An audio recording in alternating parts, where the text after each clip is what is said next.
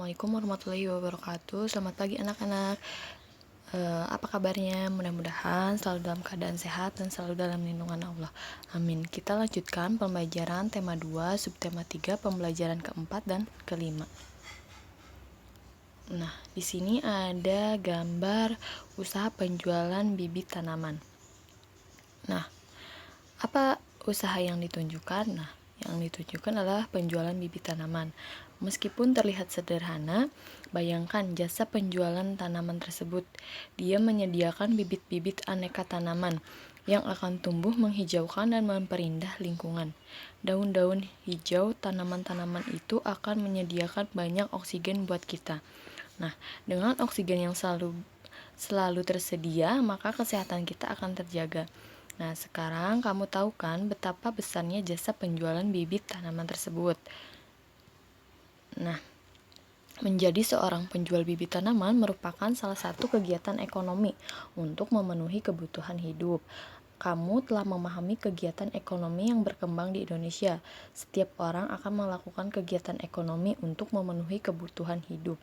Ada yang menjadi petani, pedagang, nelayan, pegawai swasta, pegawai negeri, tenaga medis, pengusaha, dan lain-lainnya. Nah, meskipun berbeda setiap kegiatan ekonomi, usaha harus kita hargai. Nah, kan sebelumnya kita sudah belajar mengenai produksi, distribusi, dan konsumsi. Nah, pekerjaan pun termasuk ke dalam usaha ekonomi karena pekerjaan dapat memenuhi kebutuhan hidup kita. Nah, bagaimana cara menghargai usaha ekonomi orang lain? Nah, kemarin Ibu telah bahas sedikit mengenai usaha yang dapat kita lakukan terhadap usaha orang lain. Nah, sekarang Ibu akan memperinci cara menghargai usaha orang lain.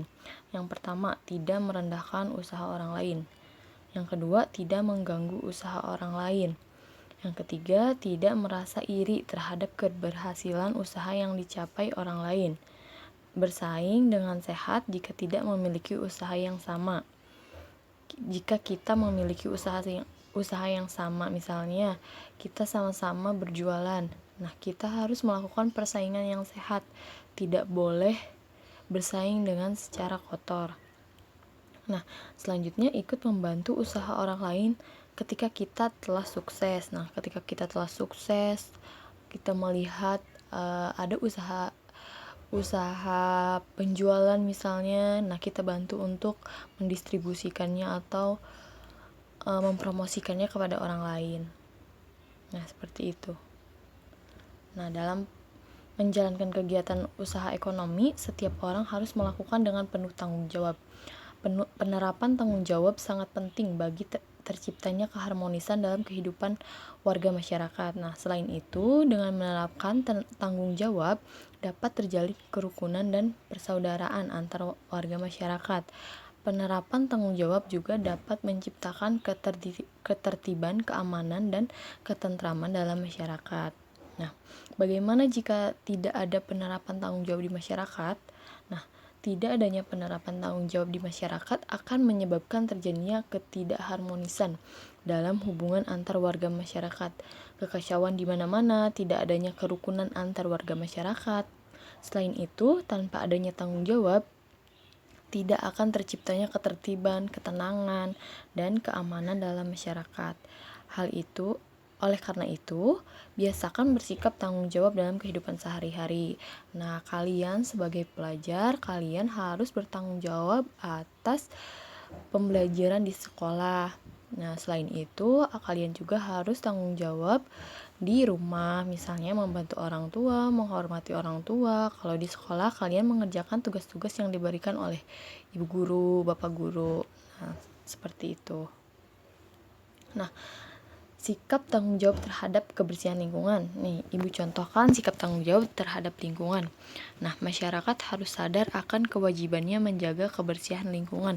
Misalnya, tidak membuang sampah sembarangan, menjaga kebersihan lingkungan, serta mengikuti kerja bakti membersihkan lingkungan. Nah, contoh hasil sikap tanggung jawab terhadap keberhasilan di masyarakat. Nah, lingkungan menjadi bersih, terhindar dari penyakit, timbul kepedulian dan kehidupan masyarakat yang harmonis karena saling bekerja sama dalam membersihkan lingkungan. Nah, sampah yang menumpuk harus dibersihkan dengan rasa tanggung jawab. Nah, selanjutnya kalian kerjakan halaman 111. Di sini ada di sekolahmu ada kepala sekolah, guru, siswa, dan penjaga sekolah. Bagaimana jika semua orang di sekolahmu tidak melaksanakan tanggung jawab masing-masing? Nah, kalian jelaskan bagaimana dampak yang akan ditimbulkan apabila warga sekolah tidak memenuhi tanggung jawabnya. Nah, tuliskan jawabanmu di kotak. Nah, nanti tuliskan jawabannya di sini. Selanjutnya, bagaimana jika semua orang dalam keluargamu tidak melaksanakan tanggung jawab masing-masing? Apa yang akan terjadi? Nah, ini bekerja sama dengan orang tua. Selanjutnya, menceritakan kembali isi teks dalam poster. Nah, selain dari artikel, kamu juga dapat menceritakan kembali isi teks dari poster. Nah, hal-hal penting yang perlu diperhatikan dalam menceritakan kembali isi teks, yaitu yang pertama, menyampaikan informasi teks dengan bahasa sendiri. Nah, dengan menggunakan bahasa sendiri. Yang kedua, menguasai materi dengan mencatat ide-ide pokok. Nah, sebelum menceritakan kita harus mencatat dulu ide-ide pokoknya. Yang ketiga, menjelaskan secara terperinci. Nah, setelah menulis ide-ide pokoknya, kalian jelaskan secara rinci. Nah, selanjutnya pengucapan harus jelas dengan intonasi yang tepat. Nah, pengucapannya harus jelas, lugas, dan tepat. Nah, ini adalah pada pembelajaran kedua kamu, Ibu tugaskan waktu pembelajaran sebelumnya telah mempelajari cara mewarnai organ pernapasan. Kamu juga telah membuat poster tentang cara merawat organ pernapasan. Nah, kemarin Ibu telah menugaskan, ini adalah salah satu contoh poster yang telah dikumpulkan pada Ibu. Nah, ini adalah contoh poster mengenai cara menjaga kesehatan di saat pandemi. Nah, di sini Ibu telah memiliki poster mengenai stop merokok. Nah, di sini Ibu telah merangkum ide-ide pokok dalam teks merokok. Nah, merawat organ pernapasan dengan tidak merokok. Nah, rokok banyak mengandung zat-zat kimia berbahaya seperti nikotin, tar, dan karbon monoksida. Nah, berikut beberapa bahaya merokok terhadap kesehatan sistem pernapasan manusia. Yang pertama, mudah terserang penyakit lumpuh otak. Nah, karena di dalam rokok itu mengandung banyak zat-zat yang berbahaya. Nah, yang kedua, beresiko mengalami penyakit kanker paru-paru. Nah, kenapa beresiko mengalami penyakit kanker paru-paru? Karena rokok yang kita hirup dapat mengendap di dalam tubuh kita. Nah, terlebih di dalam rokok mengandung zat-zat yang berbahaya. Yang ketiga, menyebabkan penyakit bronkitis, pneumonia, atau emfisema. Yang keempat, mempercepat kematian sel-sel tubuh. Nah, yang terakhir, mengganggu kesehatan janin bagi ibu hamil. Nah, bagi orang yang sedang hamil, tidak dianjurkan untuk merokok karena dapat membahayakan ibu maupun kandungannya. Nah, langkah-langkah membuat cerita bergambar. Cerita bergambar adalah cerita yang ditampilkan dengan menggunakan gambar. Nah, tahap-tahap yang dilakukan untuk membuat cerita bergambar yaitu menentukan tema atau gagasan dari ilustrasi yang akan dibuat. Yang kedua, menentukan objek yang ingin digambar. Yang ketiga, membuat sketsa dengan menggunakan pensil. Yang keempat, tambahkan detail pada sketsa sehingga gambar lebih sempurna.